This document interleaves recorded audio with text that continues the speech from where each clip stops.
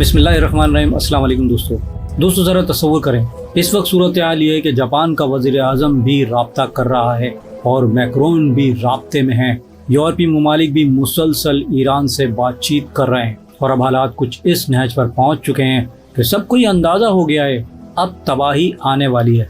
अब मंजर ये है कि यूरोप समेत बहुत से ममालिक ने ईरान से राब्ते शुरू कर दिए हैं और वो ईरान से ये दरख्वास्त कर रहे हैं कि खुदा के लिए हमारी शिप को यहाँ से जाने दें। हमारे पास जो एमरजेंसी ऑयल ज़ख़ीरा था वो भी ख़त्म होना शुरू हो गया है, इस वक्त इंतहाई कम सतह पर आ चुका है और अगर यही सूरत हाल रही तो हमें अपने पूरे मुल्क को शट डाउन करना पड़ेगा। यानी दोस्तों, इस वक्त तमाम बड़े बड़े ममालिक जो हैं वो ईरान के सामने मिन्नतें कर रहे हैं कि बराए करम मामला देख लें कि हालात बिगड़ते जा रहे हैं। देखिए दोस्तों, इस पूरे मामले में एक बहुत अजीब सूरत हाल पैदा हो गई है। अब यूरोप को ये फैसला करना है कि आखिर हमें क्या करना है, मुस्तकबिल में हमें क्या फैसला करना है।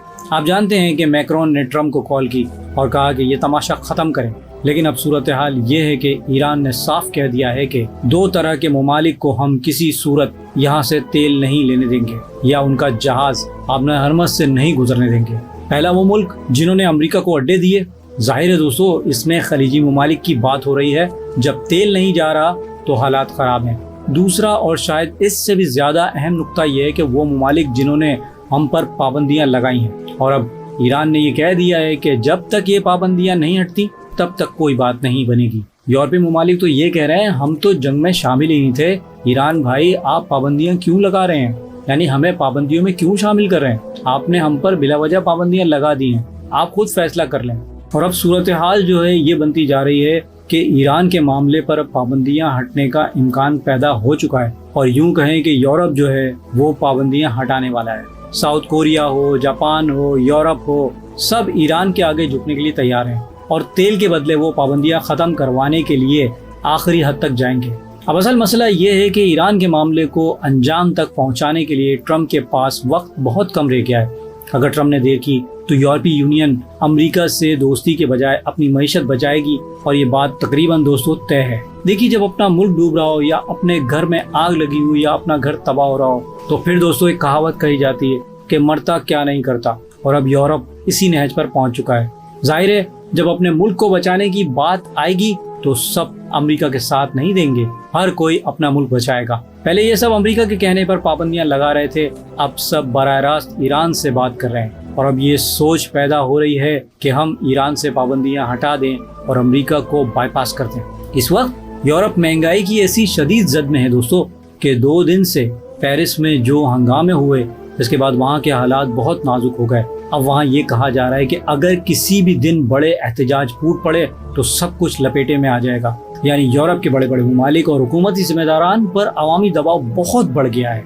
तेल वहाँ ख़त्म हो रहा है और जो तेल है वो इस्तेमाल कर रहे हैं वो कोई आम तेल नहीं है, वो तेल है जो उन्होंने इमरजेंसी के लिए बचा कर रखा हुआ था। यानी वो ज़ख़ीरा जो किसी इमरजेंसी में कि जैसे कोई जंग हो जाती है या फिर कोई बम गिर जाता है, कोई ऐसे इमरजेंसी हालात के लिए तेल रखा जाता है। सोचिए दोस्तों, अगर यूरोप की जंग इस वक्त रूस से हो जाए तो रूस के पास तो तेल और गैस वाफिर मिक़दार में है, वो खुद तेल प्रोड्यूस करने वाले मुल्कों में शामिल है, उन्हें ख़ास कोई मसला नहीं होगा। ईरान के पास भी तेल और गैस है, उन्हें भी कोई फ़र्क नहीं पड़ता। और दोस्तों मैं आपको बता दूं कि चीन ने भी 1 साल से ज़ायद का तेल स्टोर किया हुआ है और ऐसा लगता है कि चीन को ऑलरेडी पता था कि हालात क्या होने वाले हैं, क्योंकि जाहिर सी बात है हर मुल्क की इंटेलिजेंस होती है। क्योंकि जैसे अगर अमेरिका की CIA है या रूस की है या MI6 है तो इस तरह चाइना की भी तो कोई ना कोई खुफिया एजेंसी होगी ना, उनको भी तो मालूम होगा कि भाई आगे क्या हालात होने वाले हैं। इसलिए आप देखिए कि चाइना ने बड़ा स्मार्ट प्ले किया है और 1 साल का या शायद इससे भी ज़्यादा का तेल उसने अपने पास जमा कर लिया था। और मैं आपको बता दूं कि वो आज भी ईरान से भरपूर तेल ले रहा है, चाहे वो समुद्री रास्ता हो चाहे ज़मीनी रास्ता हो, चाइना के पास धड़ाधड़ तेल पहुँच रहा है और उसे किसी पाबंदी की परवाह नहीं।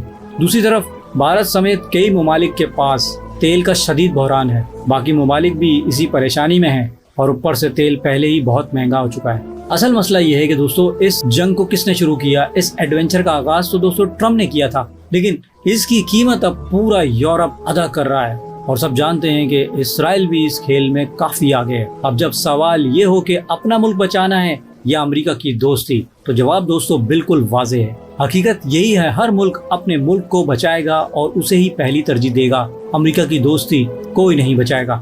امریکہ نے اپنا بندوبست پہلے ہی کر لیا تھا، اس نے وینزویلا پر جو حملہ کیا اور وہاں کا جو تیل پہ قبضہ کیا، اس نے اپنے بندوبست پہلے ہی کر لیا تھا۔ اور جو معاملہ دوستوں آگے چل رہے ہیں، یہ میری اپنی رائے ہے، یہ ذاتی رائے ہے کہ وہ یہ سمجھتا ہے کہ اتنے برے حالات ہو جائیں کہ یورپ جو ہے میرے آگے جھک جائے اور مجھ سے تیل خریدے۔